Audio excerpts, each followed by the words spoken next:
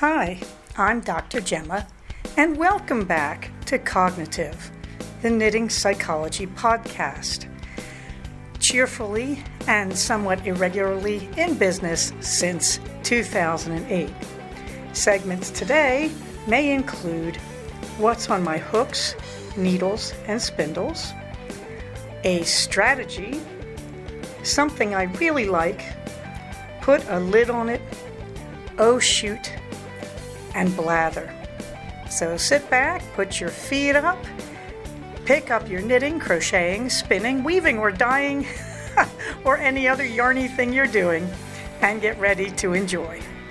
Well, hello, it's Dr. Gemma, and this is episode 243 of the Cognitive Podcast, and this is, of course, appropriately called Flockin' Around, because I am happily making chickens, as you can see. Let me answer the most common question, why? I don't know. They're just satisfying, and I'm using up sock yarn, and that feels good. I'm using all my leftover sock yarn to make these chickens. Those of you who are familiar with the ways of Cognitive Fiber Retreat will know that this is going to go that direction, as these things have a way of doing when I'm the organizer. But you can see my flock. It's very hard to see Senator Elizabeth Warren because she's stuck behind the two smaller chickens in the front and between those chickens and giant Karen there. But if you're paying attention, the front chicken on the left is Noelle because she's Christmas sock yarn. And the front chicken on the right there is, of course, the infamous Jenny Henny, the cross-eyed girl. And to her right is my crocheted chicken, Belle. And in the back, you have the giant chicken, Karen. And wedged in between them, if you look real hard, you will see Senator Elizabeth Warren. Senator Elizabeth Warren is purple because, after all, Elizabeth Warren represents all the people, despite aggressive claims by one side against her. So there we go. There's my flock. And your comments are welcome. You can comment on the blog at cognitivepodcast.blogspot.com, or you can comment on our group on Ravelry. In the warm thanks department, Turbo Gal, thank you for a wonderful comment over on the Ravelry group that includes a link, which I have reproduced in the show notes, to a British gardening show with its instructions on how to propagate plants from cuttings, because that's my next trick. And she points out that to see the video behind that link, you'll have to bypass the website request to sign up, and then you have to watch an ad, but it's worth it! Exclamation point. I'm quoting. Thank you so much, Turbo Gal. That is really great. Chris did not recognize the quote from the 1970s show, The $6 Million Man, We Can Rebuild Him. So just for you, Chris, there's a link in the show notes to the voice of Oscar Goldman, Steve Austin's boss, saying, we can rebuild him, and doing the whole quote. That's actually the voice of the actor Richard Anderson, but you get what I mean. I wanted you to hear that, Chris, because the weird thing is the show runs for 4 years, and it is a huge part of boomer culture, which you guys just don't know about because bionics and all that stuff went away, and it looks kind of embarrassingly outdated now. But the whole bionic thing was huge in those days. So you should probably know that because there are still boomers and some Gen Xers marching to that rhythm if you care. Meanwhile, I'd like to thank my entire community in this group especially, but also on the ground in the Santa Clarita Valley, on Reddit, and on Finch. And there you can see my two birds. They're hanging out after Forthright, who I believe is the one on the left there. I confused them because they're very similar looking, as you can tell. What a surprise. But anyway, there's Forthright and Courage, and they're dancing in Forthright's cave somewhere in the north of Iceland, because if you're paying attention with the bird houses in Finch, you don't actually have to have a bird house. You can have a bird cave. You can have a bird campsite. And the weirdest thing to me, there's bird cosplays that involve their clothing and their backgrounds. Finch people are interesting, let's put it that way. So my two finches are indeed camping together in Iceland, and that's because they're enjoying those beautiful summer evenings of midnight sun after a day of exploring Reykjavik, there is my code for, I believe that one is courage. That could be forthright. I'm not sure which one that is.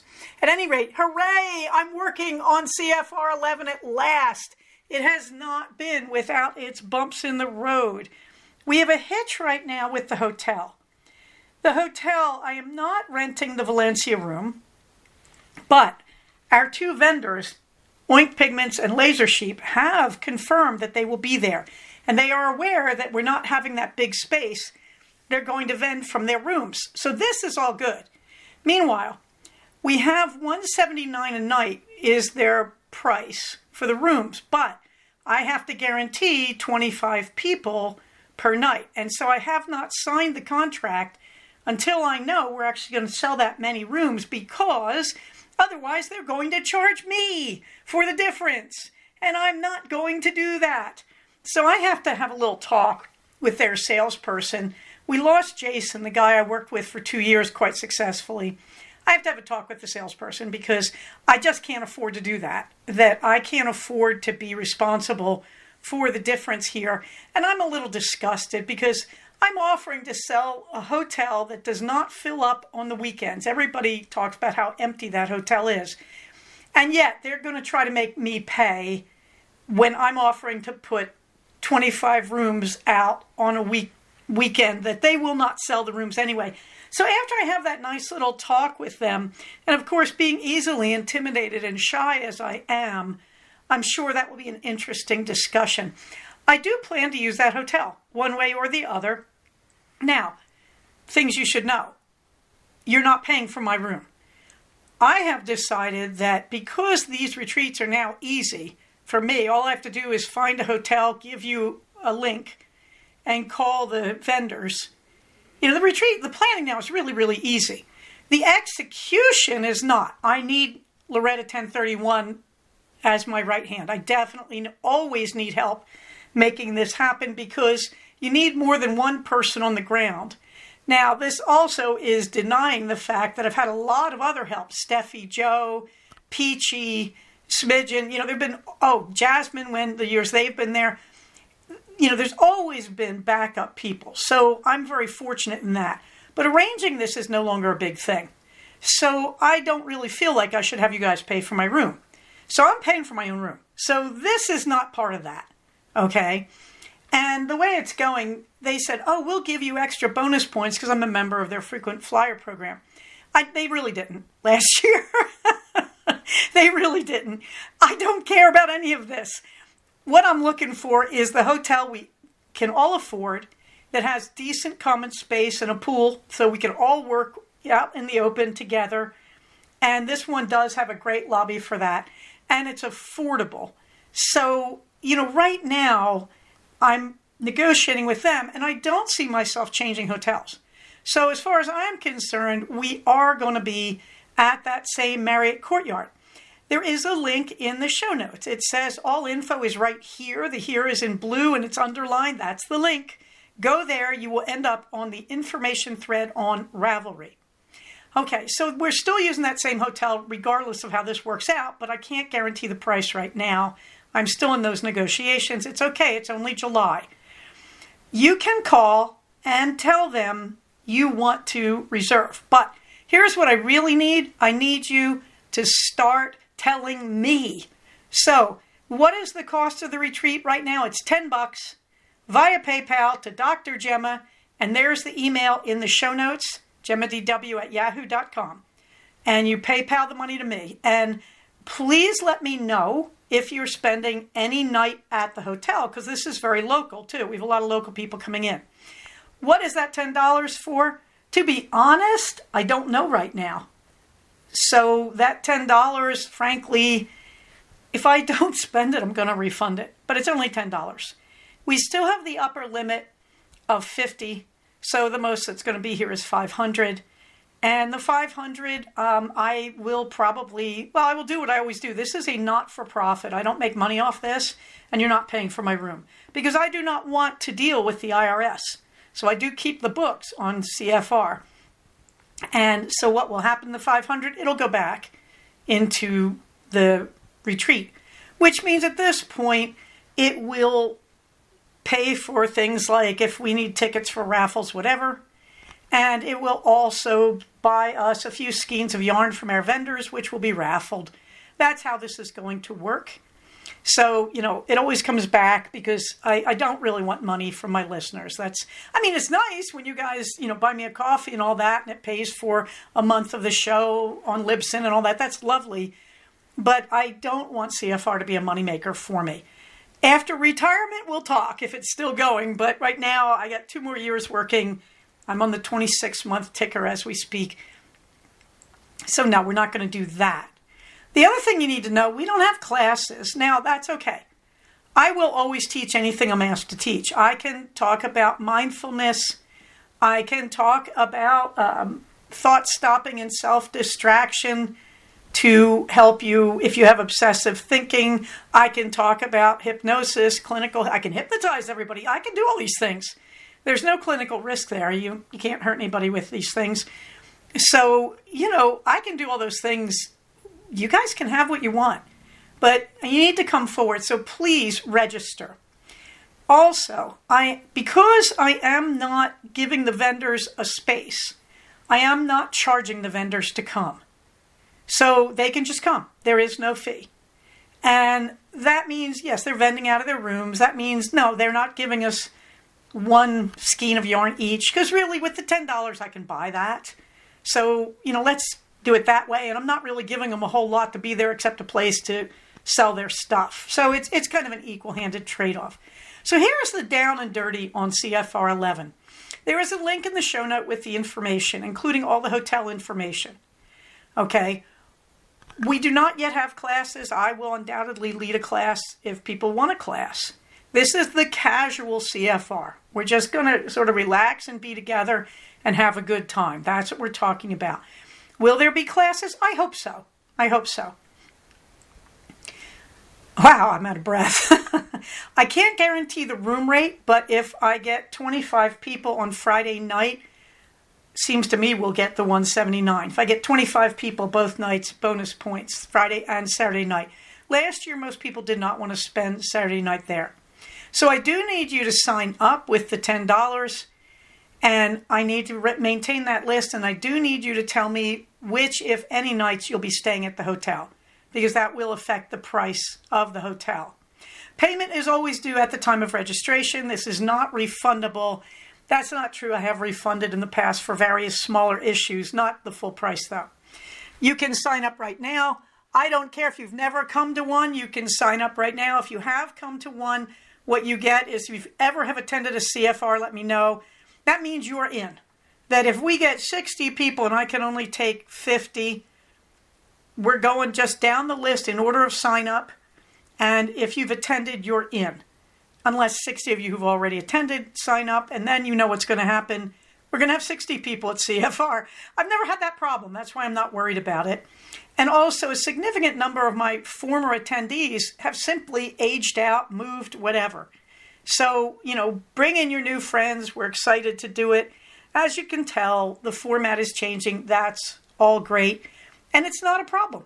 We're just going to get together at a hotel for a wonderful Saturday. And we're going to make it work. We're going to be using the lobby and my room as common rooms. And that's all, and common space. By the way, good news. You may remember if you've been there. This hotel had the stupidest design scheme in terms of they painted it chocolate brown. So it was all dark inside. Well, they renovated it. What does renovation mean? In some of the rooms, they changed the bathtubs to showers. That's all very nice. But what we care about, they painted the common spaces white. It's light and bright in there. This is my dream, okay? So please start signing up for CFR 11 immediately. It's only $10. Please sign up because we need to get the hotel negotiations sorted out. I'm not worried about it. This is the hotel. Now, people who have been there will say, what about that hotel next door? It's a suites hotel. It's more expensive. It's got a big pool, and it's usually jammed with families and little kids. The hotel we're using is not a suite hotel. It's a converted Sheraton, I believe, that Marriott now owns the Sheraton chain.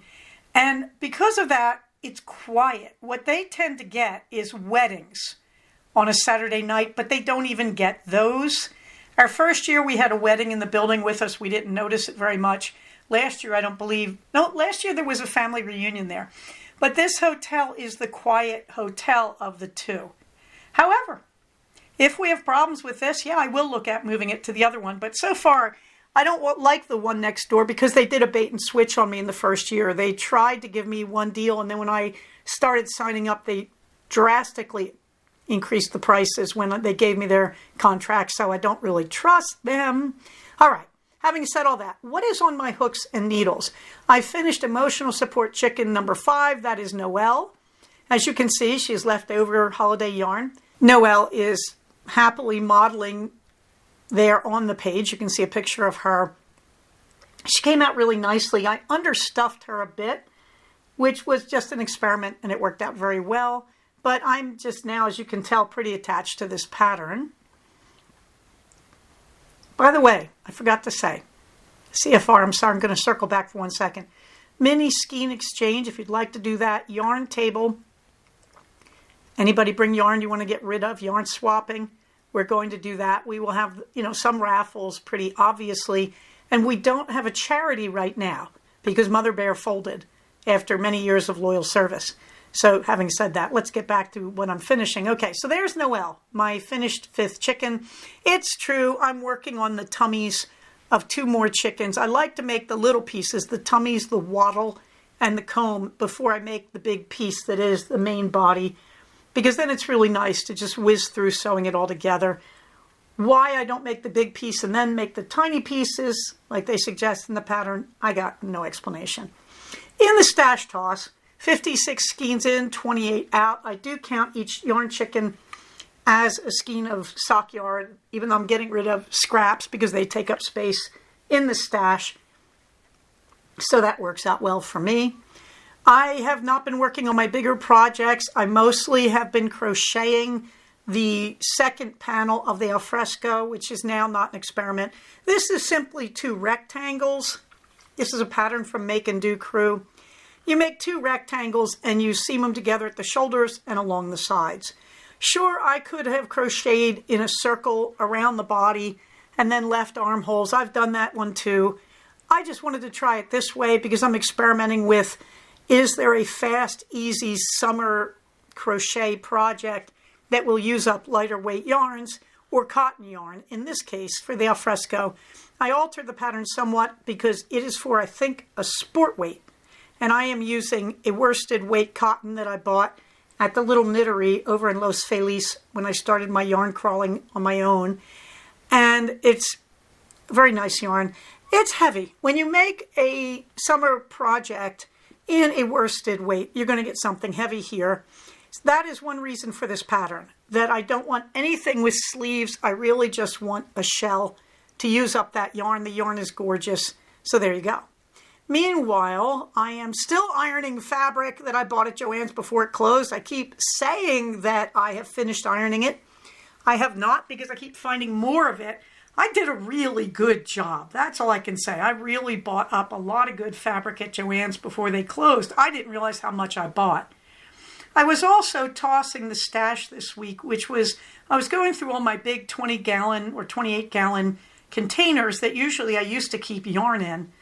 And I did find I have one dedicated to quilting where I took all my old fabric last summer, and you may remember this, and I cut it into 2.5-inch stripes. This was long and boring and tedious work, but it was great. I used a quilting cutter. That is, it looks like a pizza cutter with a blade. Don't try and do this with scissors. You'll make yourself insane. So I used, a heavy quilter's rule and that quilter's cutter. And a rotary cutter, that's the word I'm looking for. And so I have one entire 28-gallon bin full of those strips. I have another bin full of the fabrics I used most recently to make skirts because I thought I was finished making skirts, but then Joann's went out of business and I bought some patterns. So I have a big fabric bin of that needs to be cut into strips. And I have a big bin that is filling up with t-shirts. When I finish using a t-shirt, either it gets too stained or I don't like it anymore for some reason, the pattern may be fading or coming off or whatever, I cut the t-shirt in half. That is, I go up the side seams and cut them, and then I cut across the top of the shoulder line, so I have a front and a back half, and I throw them in that bin. That will be future t-shirt quilts. And of course, as you can tell, I have a million strip quilts forming. I also bought up a lot of jelly rolls from Joann's, which are 2.5-inch stripes of their leftover fabrics, organized by color. So yeah, I have a ton of quilting projects to come. Stay tuned, because that's probably where I'm going to be going in my retirement when I get all the work computers off my desktop. It is weird to talk about retirement this way. It's going to be real. I remember watching, who was it? One of our old group of frequent flyers at the, Mary is her name, but I can't remember what her actual, knit admin, I think, when she was retiring. I remember watching her go through this. Now I have a lot more empathy. Meanwhile, we are still riding around on trains, but not that much recently, because it's been such a busy summer with my kid graduating, vacation, and all that. Dizzy Blondes, I am just about finished spinning that second braid of the persimmon colored Lisa Souza BFL. I have tons, I tell you, of empty bobbins 3D printed, and I will debate now whether I want to ply that stuff or whether I just want to move on to spinning the singles of the beautiful Gaverni in the BFL, because that's going to be a sweater quantity. But this is all on the Electric Eel 6.1. Also, more CFR. There's a high likelihood I'm just going to bring a few of my wheels to this CFR. And this is for you, LA Spinning Guild, that I may bring some of the wheels and just dispose of them. How I dispose of them, either I'm going to sell them or I'm going to raffle them if I think they won't sell. My wheels are not going for high prices. Really, it is simply becoming important to me to get them out of my house and move them along to the next spinner. Lexicon, if you're listening, you are always first dibs, because you are my wheel heiress. So before I dispose of any wheels, you will get first choice at, whatever price I'm offering. Wow, boy, this has been disorganized. Thank you for your patience. As I record this, it is Tuesday morning, July 22nd, 2025 at 9:46 a.m. I have patients starting at 11 today, so I am really working to get this one going so that I can edit it Thursday morning as I stitch chickens. So, having said all that, this strategy, this keeps coming up this week. And I have to say, this gets more and more important to me as time goes on, because I'm seeing this all over the place in therapy right now. And you could also argue I am seeing it in our national political scene. I am seeing it all over the place. I hate to admit this. I've talked about this one before. I got this off a tea bag tag from Red Rose Tea in about 1976. Seriously. But it is one of the truest things you will ever hear, and that is, wisdom is the ability to find alternatives. There's actually research on this. One of the things we learned about children who are violent is they don't know any other strategies. I have Minerva in my lap, so you may be hearing meows. And what they did was they took 5th grade boys and they set up a situation and they filmed this, by the way, and it was in a school cafeteria. Kids did not know what was going on. And they had one kid who was in the know, and he, in quotes, accidentally, after much rehearsal, accidentally spilled food on a big, strong-looking boy. And they picked these boys, the alleged bully, at random. And then they filmed what would they do. And they did the same scenario in a boys' prison, school, for lack of a better word, a prison camp type thing for kids. And what they found was almost invariably in the prison situation, there would be a fight. The bigger boy would just smash the smaller kid. And it had to be broken up because obviously they didn't want the kid to get hurt in this. Okay, and in the school, there was almost never a fight. And the interesting thing about it, they interviewed all the kids. What they found out was the kids who were picked to spill the food, they would just simply say the same thing in both settings. I can make this better. And then you got to watch what would the bigger, potentially aggressive kid do in response. What you would get was the aggressive kids in the open school setting would say, well, I want to get a teacher because this shirt's ruined. Or I want my shirt dry cleaned. Or you got to wash, or your mom's got to wash my shirt. Or you're going to have to pay for this shirt. In the prison, when they interviewed the kids would say, what a shame that little kid did that because now the big kid has to hit him. And they'd say to those kids, well, is there anything else the big kid could do? No. That they never thought about asking for help. They never thought about, they're in a prison, that the adults in the prison will solve the problem for them in some way. They never went there. So then they interviewed, you'd say, well, they are in a prison. I mean, maybe they look at that world like nobody helps them. Fair enough. But then they would interview everybody around about, are there other options? And the kids in the prison did not blame the cops, did not blame the guards, did not say nobody here helps us. What they said was that there's no other choice. There simply is no other choice. They could think of no other choice. They saw themselves as having no options. They just saw everything in a sort of straight line. If you hurt me in any way, I have to hurt you back.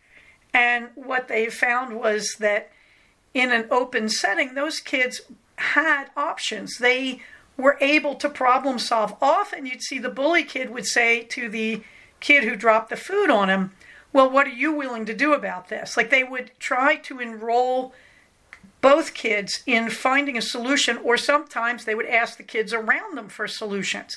This never went on in the prison setting. They saw themselves as alone and having no options. So this is the core experiment for people who are successful because they look for all their options. And at this moment, the big one that comes to mind is Simon Cowell, the guy on Britain's Got Talent and America's Got Talent. His father was a record producer. He did not share the wealth with Simon. Simon went to work for him as a janitor, I believe, but he learned production. He started doing production. He and his friend founded a production company, and they failed.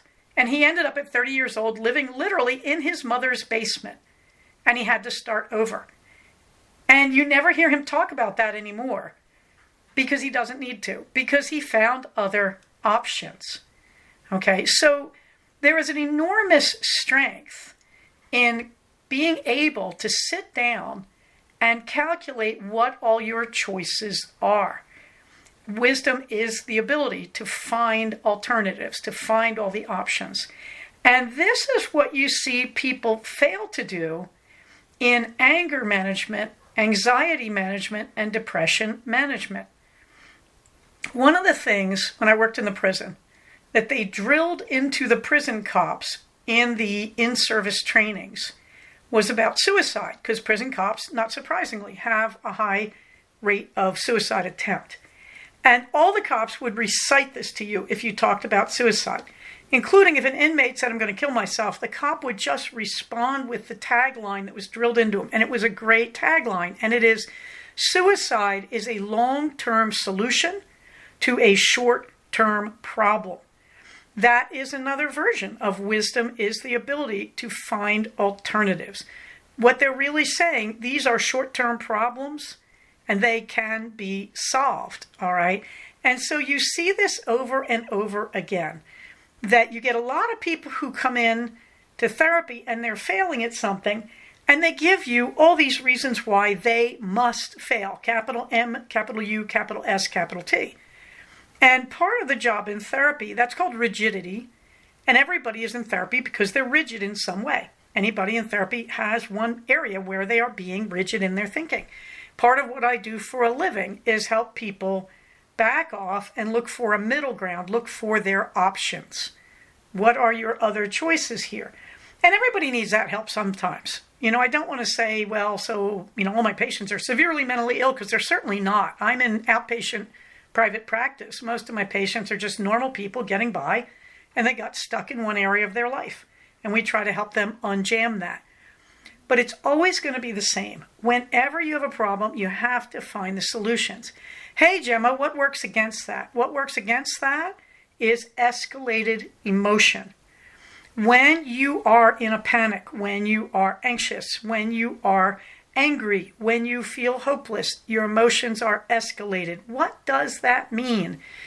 Oh, it means so many things. First, your brain's getting dopamine out of this because your brain likes to have problems. Bob Sapolsky, Why Zebras Don't Have Heart Attacks, read the first chapter. Okay, so you're feeling in such a bad way that you're getting dopamine off a dysfunctional behavior, anger, anxiety, or hopelessness, all right? Meanwhile, in the rest of your body, you're pumping corticosteroids, which you're supposed to only pump in limited amounts. Now you're pumping them in an unlimited way without going through all the biology. This is how you have a heart attack or a stroke at an early age. You don't want to do that. Okay, but why are you doing that? Because humans physiologically, not mentally, physiologically only solve problems two ways: fight or flight. Yes, there's tend and befriend, but I'm not going to go there in this talk because they're less frequently accessed by humans, as far as we can tell. All right. So if all you do is fight or flight, what does that mean? Fight or flight means you turn off the rational part of your brain, the front of your brain that makes executive decisions. You've turned that off and you're running on your chemicals, and that's going to be fight or flight, and that's going to be fear, anger, anxiety, hopelessness. Okay? So in other words, when you go into these escalated states, you have turned off your ability to reason. This is why the first step is always to get out of that escalated state, because you can't think.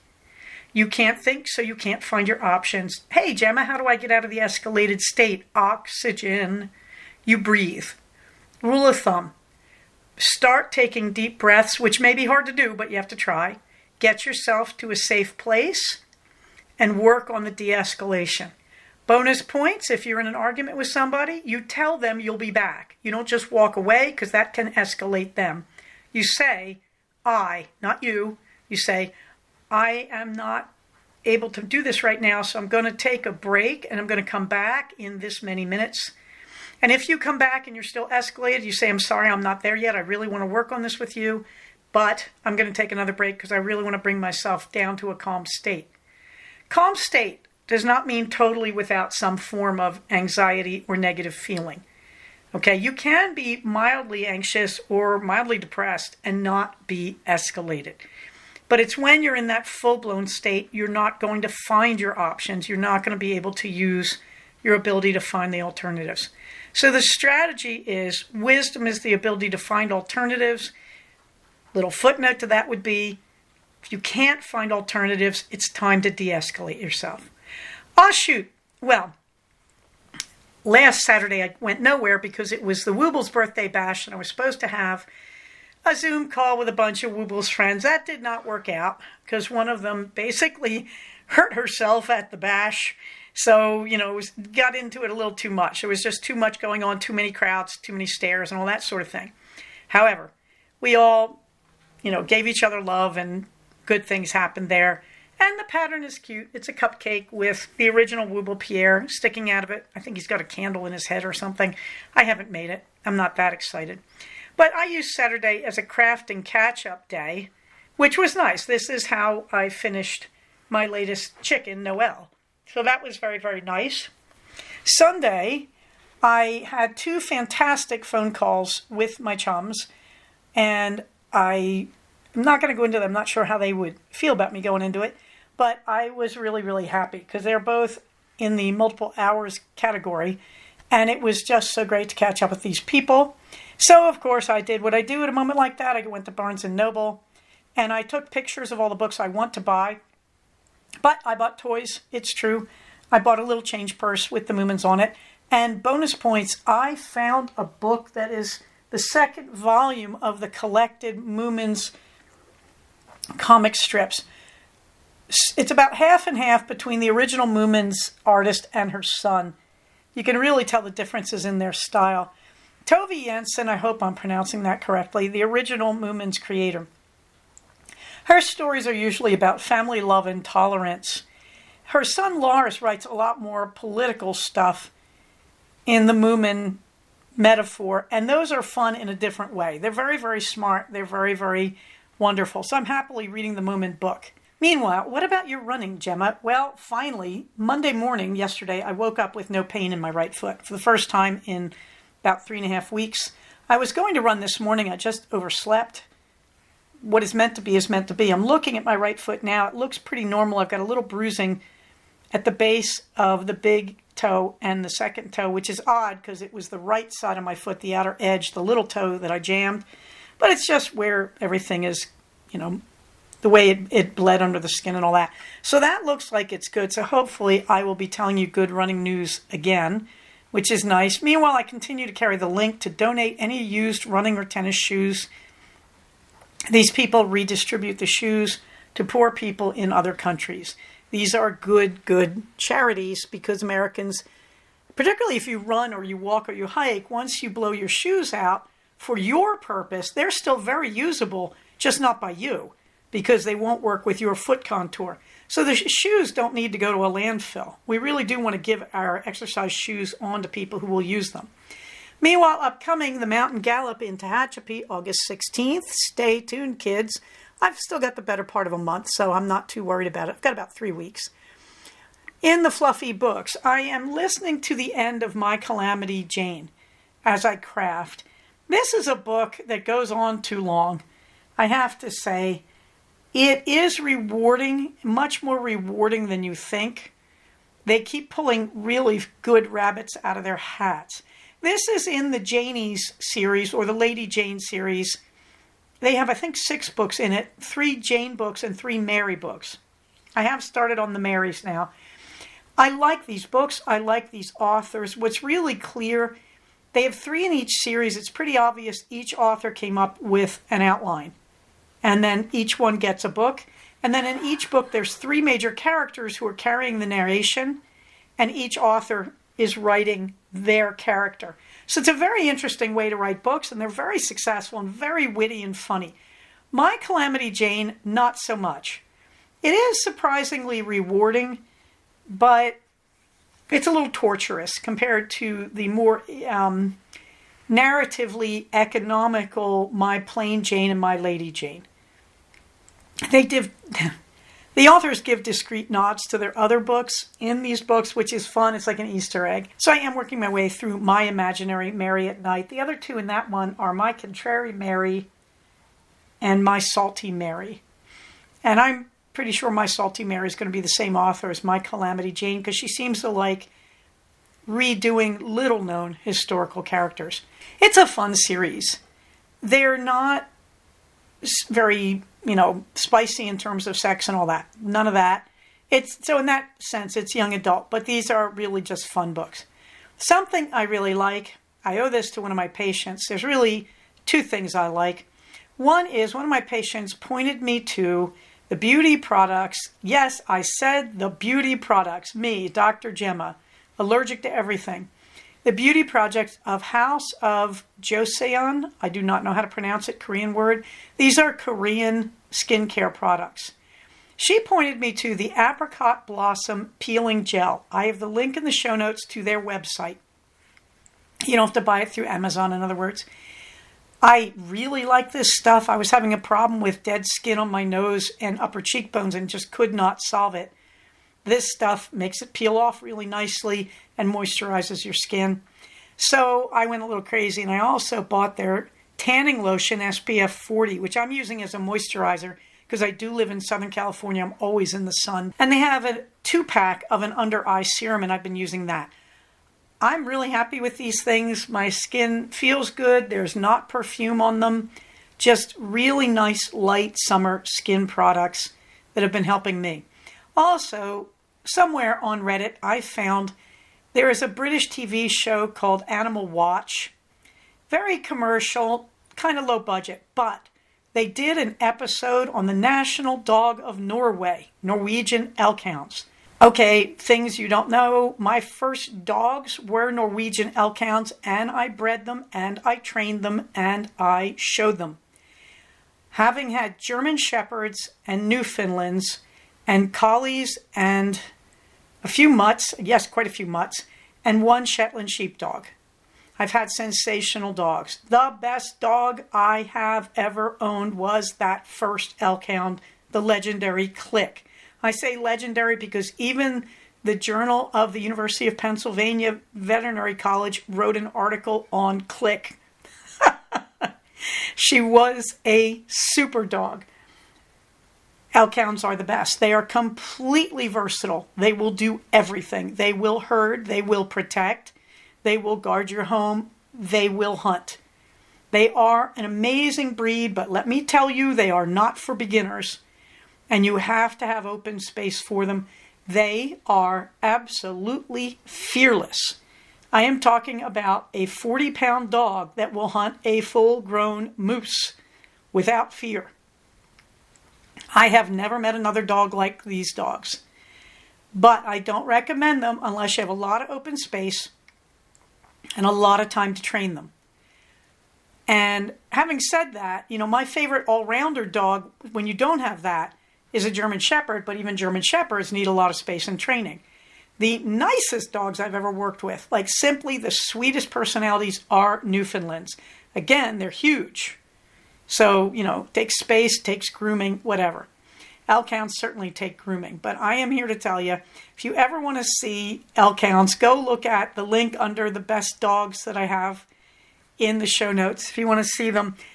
Even though they repeat a lot of the footage, and there's a lot of footage of Elkhounds in a Norwegian recreated longboat because they do show some clips of them hunting. They're really something if you're into dogs. So there is the link to the Animal Watch 20-minute, I think it's like 17 minutes on Norwegian Elkhounds.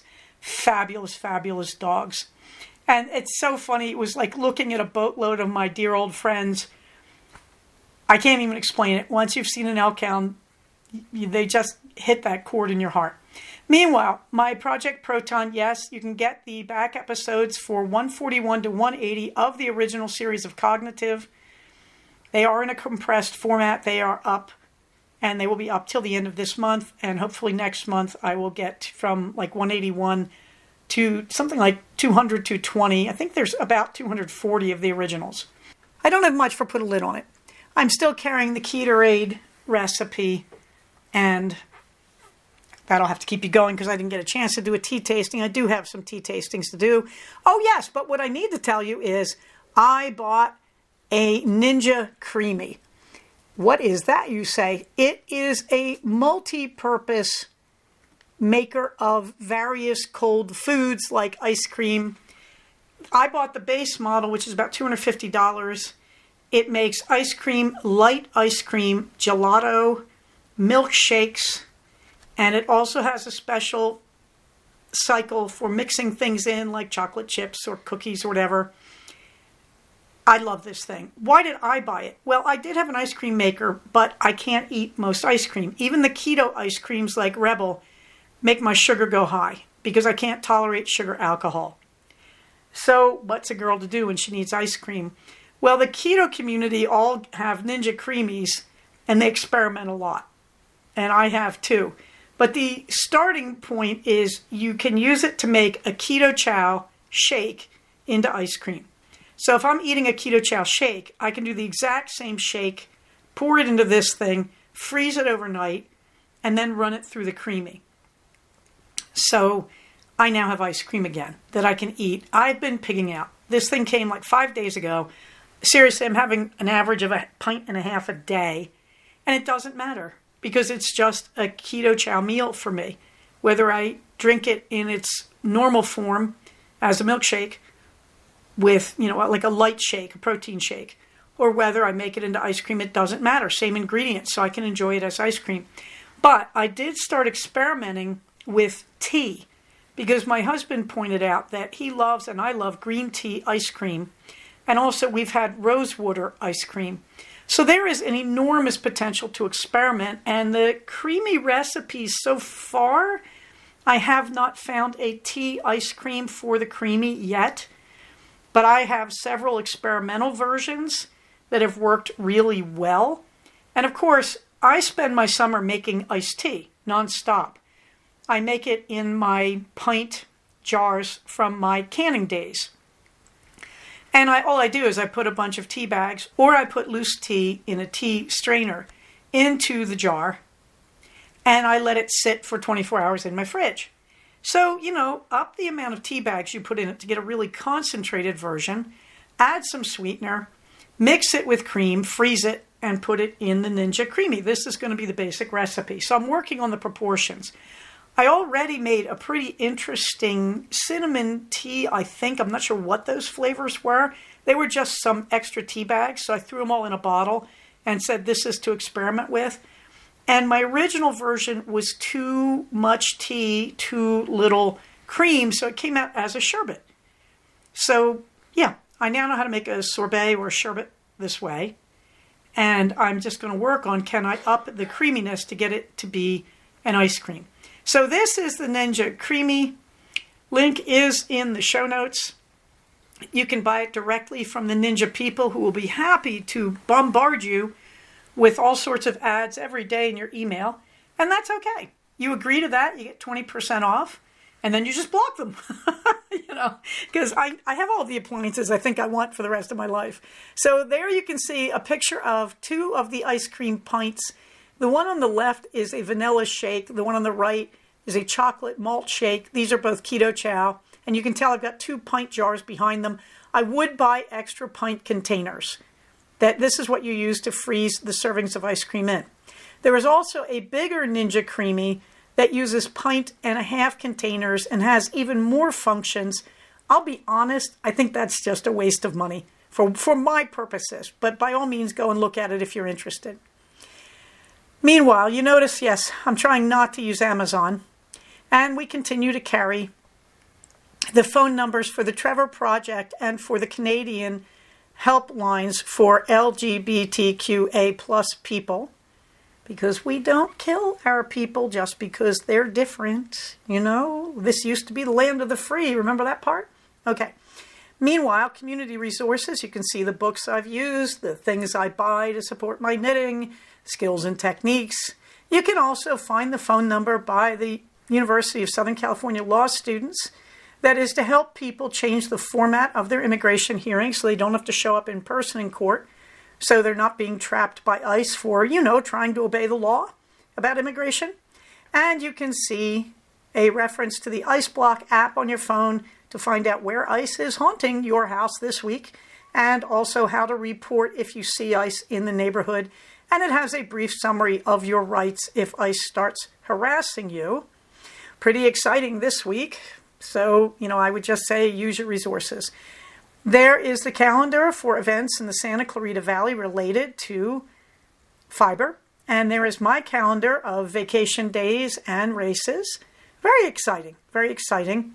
I don't believe I have on there, but I think I just got Thanksgiving Friday approved. So that will be nice for me, but I haven't added that yet.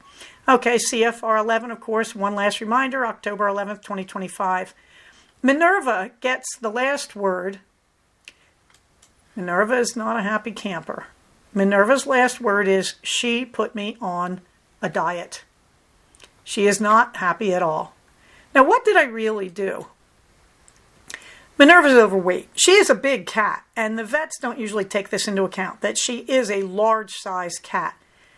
And even so, having said that, she is overweight, and she has a habit of really protesting and carrying on when she doesn't get the food she wants and making your life miserable.